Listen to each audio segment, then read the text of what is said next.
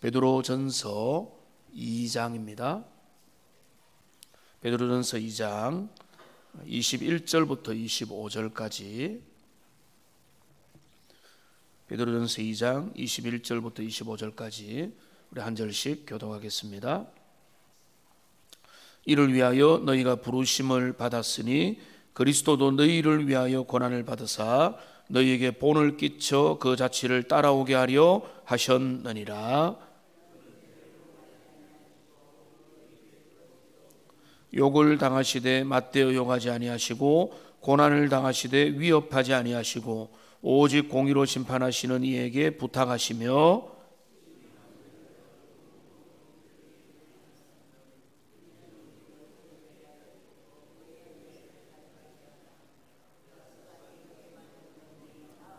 함께합니다.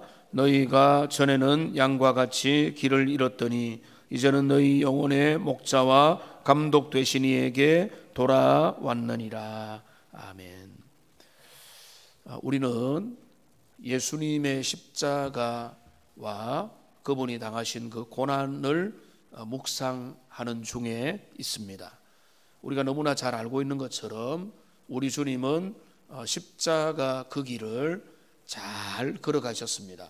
고난을 잘 감당하셨습니다. 우리가 잘 감당하신 우리 주님의 그 십자가 고난을 묵상하는 중요한 이유가 있습니다. 그 이유 중에 우리 주님이 어떤 길을 걸어가셨는가를 살피는 것과 함께 나는 내 고난과 어려움과 역경들 가운데서 어떤 자세로 임할 것인가. 예수님을 본받는다는 것은 예수님이 그 고난을 당하신 그 모습을 우리가 살피고, 그래서 나도 그렇게 주님이 원하시는 내 삶의 어려움과 내 고난을 잘 맞이하고 헤쳐나가고 결국은 최후 승리를 하는 그것이 우리에게 의미요 목적입니다. 오늘 중요한 표현이 있습니다. 21절에 보면은 그리스도도 고난을 받으셨는데 이렇게 말합니다. 너희를 위하여 고난을 받으셨다라고 말하고 있습니다. 그리스도의 고난은 우리를 대신하는 고난입니다. 그런데 대신 고난을 받으시고 이제 우리는 고난을 안 받으면 좋겠는데 그게 아닙니다.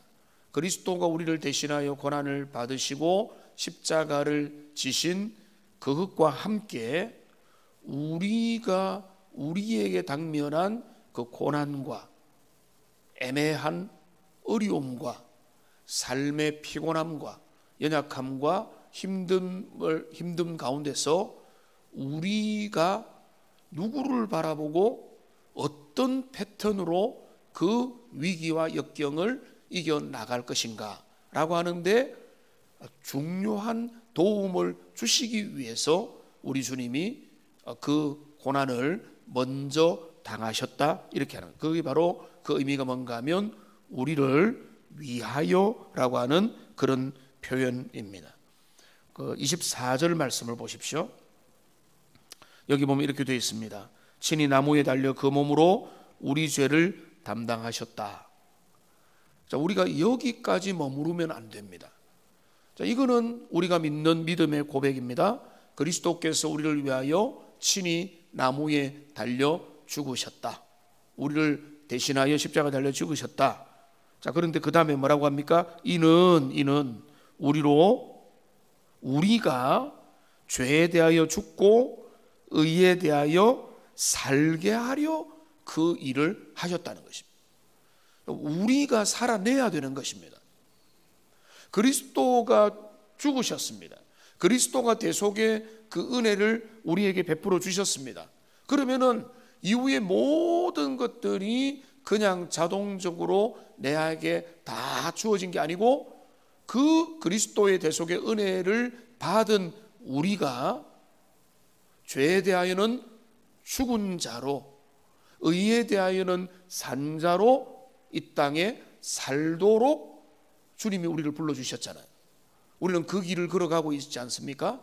때로는 넘어지고, 때로는 힘들고, 때로는 버겁기도 하고, 때로는 엄청난 불시험과 고난과 역경이 찾아오지만은 그 어떤 사람에게는 평안한 것 같은 그런 삶으로도 다가오지만은 그 모든 삶에서 어떤 삶입니까?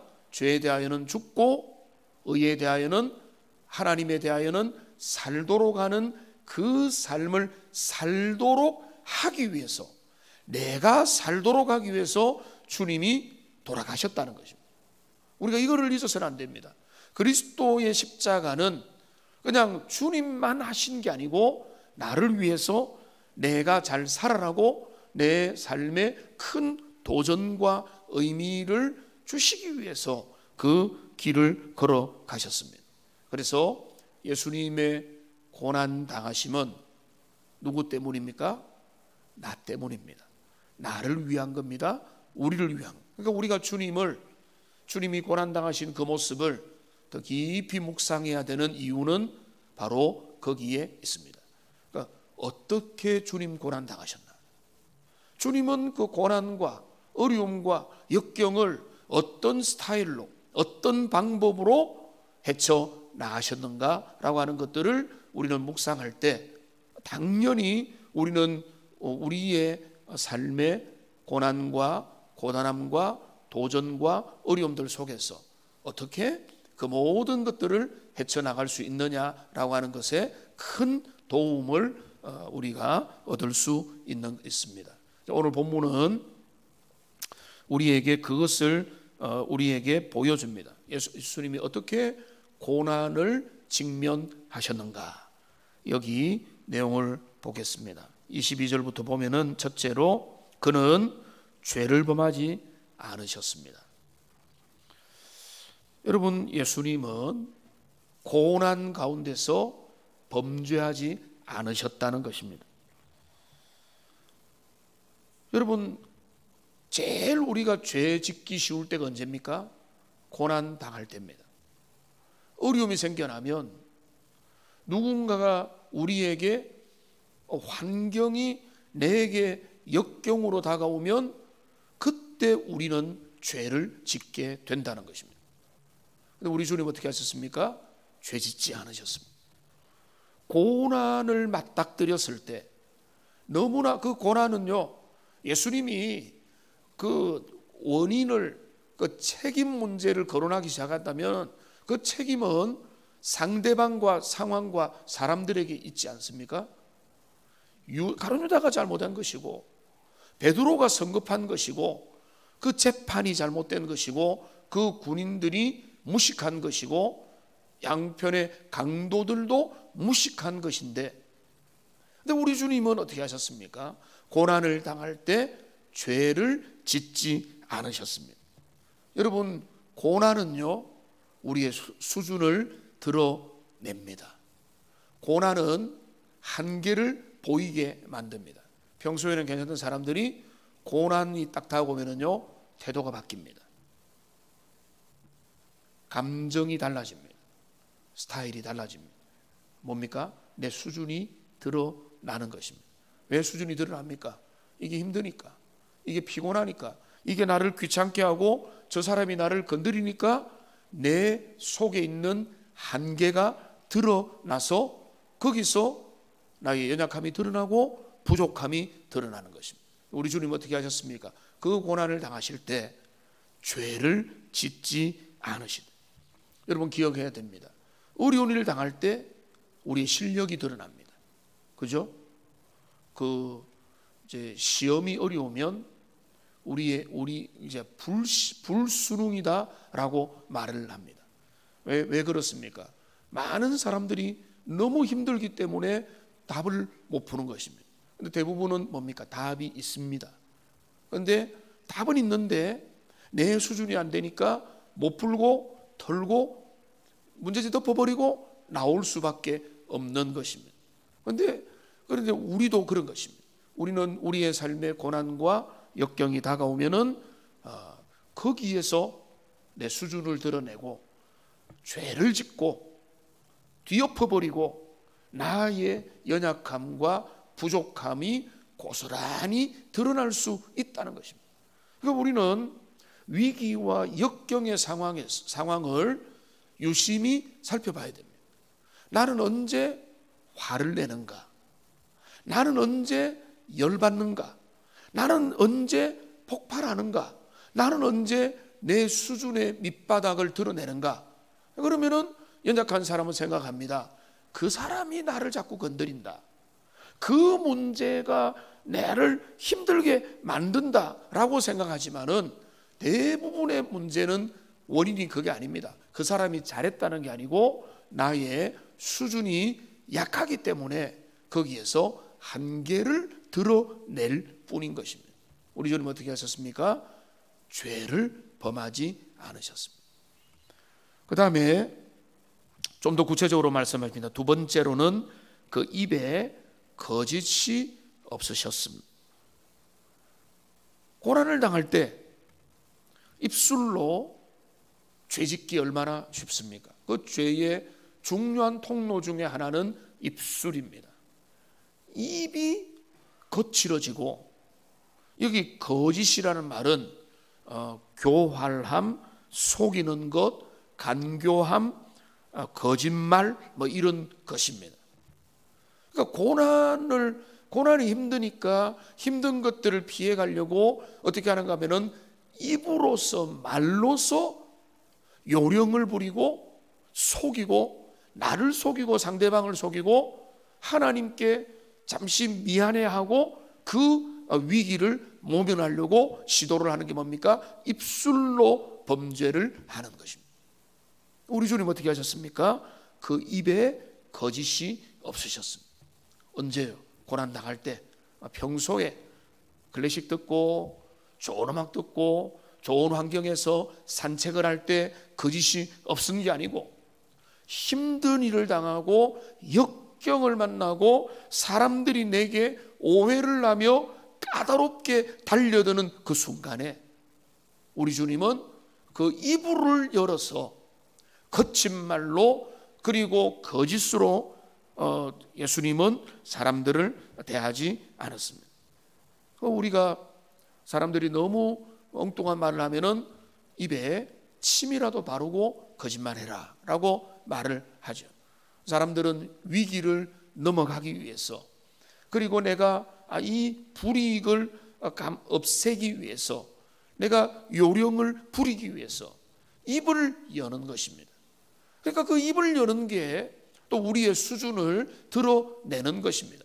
앞에서는 요령껏 막을 수 있겠으나 결국은 그 고난을 정면 대응하는 데는 실패할 수밖에 없습니다. 우리 주님은 그 고난 앞에서 입을 열어서 일일이 대응하고 이거는 뭐가 잘못됐고 저거는 뭐가 잘못됐고 하지 않으셨습니다.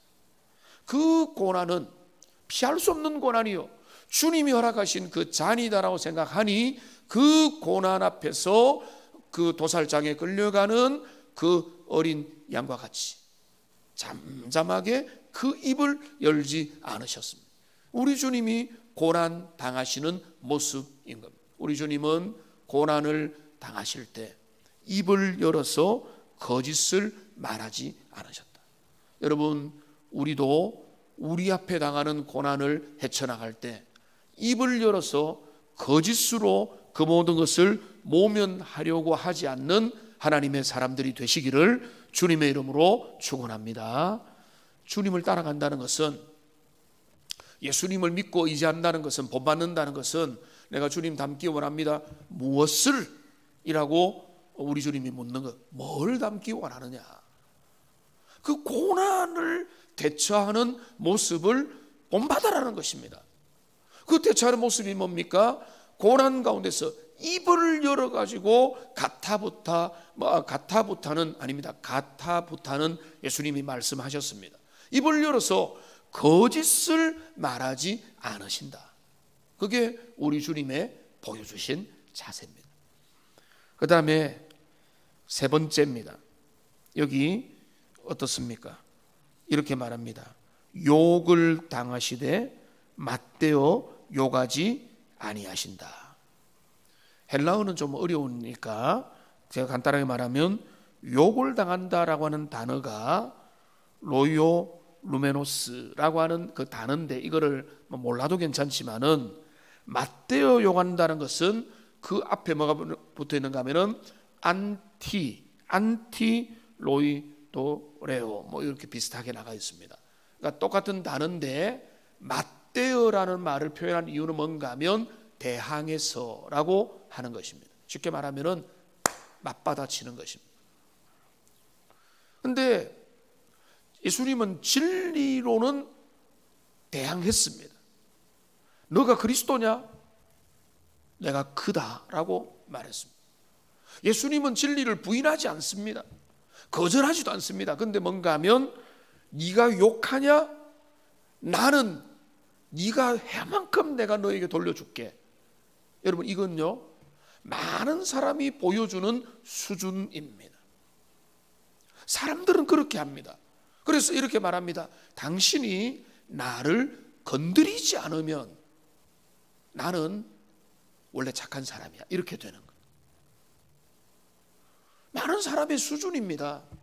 그런데 어떻습니까? 그 사람이 나를 건드리면 나는 가만히 못 있는다. 이게 되는 거예요. 그리고 뭡니까? 그 사람이 잘못했잖아 이거예요.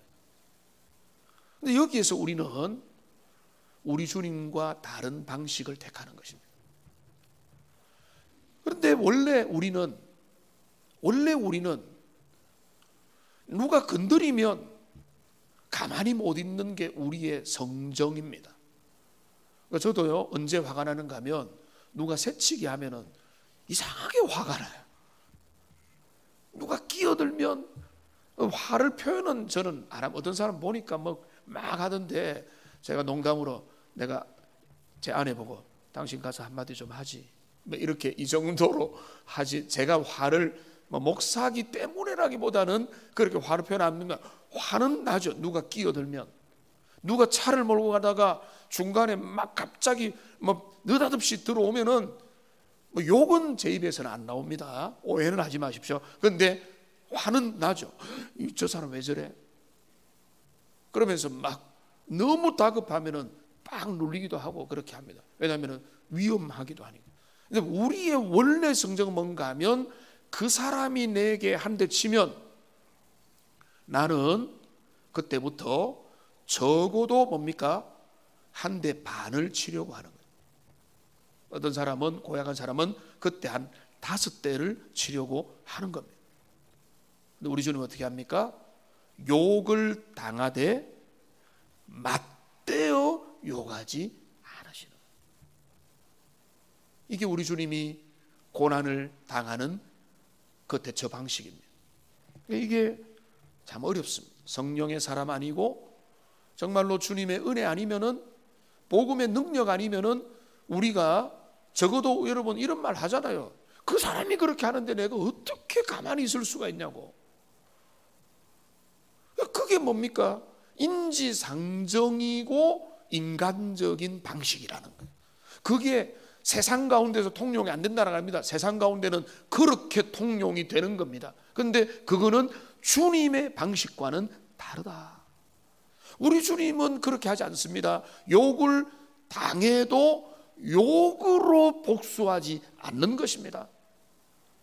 그러니까 우리가 그 수준으로 함께 가야 되는 것입니다. 그가 내게 잘하면 나도 그에게 잘하리라 라고 하는 것은 세상의 수준입니다. 우리는 그렇게 해서는 안 됩니다. 그가 나에게 어떻게 하는 것과 크게 관계없이 우리는 그에게 존중하고 귀하게 여기고 욕하지 아니하고 그 사람의 수준만큼 돌려주지 않고, 이 사람은 내가 가만히 안 둔다. 제발 그런 말 좀 하지 마세요. 개인적으로도 그렇게 생각하는 분들이 있거든요. 근데 그런 것은 주님이 원하는 방식이 아니다. 그러니까 여러분, 예수님 고난 앞에서, 고난을 주려고 오는 사람들 앞에서 우리 주님은 욕을 당하되 맞대어 욕하지 않으신 분이시다. 그 다음에 또 뭡니까? 고난을 당하시되 여기 23절에 보면은 고난을 당하시되 위협하지 아니하셨다. 고난을 당하니까 위협하지 않으셨다. 뭐 크게 다르게 설명을 추가하지는 않겠습니다. 앞에 있는 내용과 비슷한데, 고난 앞에서 완전히 호들갑을 떨면서 완전히 그 고난 당하는 것으로 인해서 주변에 난리를 부리는 그런 모습을 우리 주님은 보이지 않으셨다는 것입니다. 그러면서 결과적으로 어떻게 했습니까? 오직 공의로 심판하시는 이에게 부탁하셨다. 공의로 심판하실 분, 정의로운 분, 공의로운 분, 모든 진리와 사랑과 정의를 가지고 있는 그 성부 하나님, 삼위 하나님의 그분의 그 신성을 신뢰하면서 하나님께서 이 모든 고난과 역경의 배후에 계시고, 그분이 그 때는 언제인지 모르고 그 시간은 우리가 정할 수 없지만 하나님께서 다 아시고 다 풀어주시고 다 주님이 계산하여 주실 거라고 하는 그 믿음, 여러분, 그 믿음은 예수님만 가진 믿음이 아니죠. 요셉이 가졌던 신뢰는 바로 그것이지 않습니까? 아무리 빙빙 돌아가도 주님은 아신다, 주님의 뜻은 이루어진다라고 하는 것이 요셉의 믿음의 신뢰였습니다. 그러니까 예수님은 고난을 당하고 어려움을 당할 때 그 짧은 단계만 보는 것이 아니라 그 고난 가운데, 고난 너머에 있는 하나님의 섭리, 주님의 이끄심을 신뢰하면서 그분한테 맡기는 우리 주님의 그 모습입니다. 그래야 결국 어떻게 됐습니까? 친히 나무에 달려 그 몸으로 우리 죄를 담당하셨습니다. 그래서 24절에 제가 설명드린 대로, 그런데 중요한 오늘의 결론은 그분이 그렇게 하셨구나, 그분은 그렇게 하셨네, 이게 아니죠. 이는 우리가 그렇게 살기 위해서 주님이 그렇게 했다는 거예요. 어떻게 살라고요? 우리도 죄 짓지 아니하고 의롭게 주님의 방식대로 주님이 원하는 삶으로 살아가도록 하기 위해서 주님이 그 모범을 우리에게 보여주셨다는 것입니다. 이제 말씀을 맺겠습니다. 오늘 이 말씀은 우리에게 분명합니다. 여러분 여기 청년들도 기특하게 몇 명 지금 나와 있어서 너무 감사한데, 여러분 청년들까지는 잘 모르겠지만 인생에 크고 깊고 다양한 삶의 고난들 경험하지 않은 분들 없을 겁니다. 여러분의 삶에 고난이 없기를 바라는 마음도 있지만, 죄송하지만 다양한 종류의 시험과 고난과 역경을 피할 수는 없습니다. 그리고 그걸 내가 선택할 수도 없습니다. 주님, 나는 이런 스타일의 고난을 내가 준비할 테니까 그런 것만 좀 주세요. 물질적인 고난은 좀 빼주세요. 물질적인 고난은 약간 있어도 그 건강의 고난은 좀 빼주세요. 관계적인 게 너무 힘드니까 이런 거는 좀 골라서 좀 배제시켜 주세요. 이렇게 할 수가 없다는 거 우리가 잘 알죠. 우리는 선택할 수 있는 건 하나밖에 없어요. 대처하는 겁니다. 그 고난과 그 오는 역경을 대처하는 거 우리 주님이 보여주신 거. 우리 주님이 어떻게 대처하셨습니까? 그는 고난 앞에 죄를 범하지 않으십니다. 입을 열어서 거짓을 말하지 않습니다. 욕을 당한다 할지라도 대응해서 맞대어서 욕하지 않으십니다. 위협하지 않습니다. 오직 공의로 심판할 분에게 맡기며 그분이 걸어갈 그 길을 걸어가셨습니다. 우리의 크고 작은 고난 앞에서도 신음하고 때로는 하나님 앞에 울더라도, 통곡하더라도, 슬퍼하더라도 주님 언제까지입니까? 라고 정말로 부들부들 떨면서 정말로 주님 앞에 기다리고 기다린다 할지라도 우리 주님을 바라보며 끊임없이 그분을 신뢰하며 주님이 걸어가신 그 길, 나도 그렇게 내 앞에 있는 크고 작은 고난이 다가온다면 그렇게 감당하리라 새롭게 결단하고 새롭게 결심하며 주님을 떠올리는 하나님의 사람들 다 되시기를 주님의 이름으로 축원합니다. 우리 이 찬양 주님 앞에 드립시다. 우리 불을 한 절반 정도 꺼주시고요, 괴로울 때 주님의 얼굴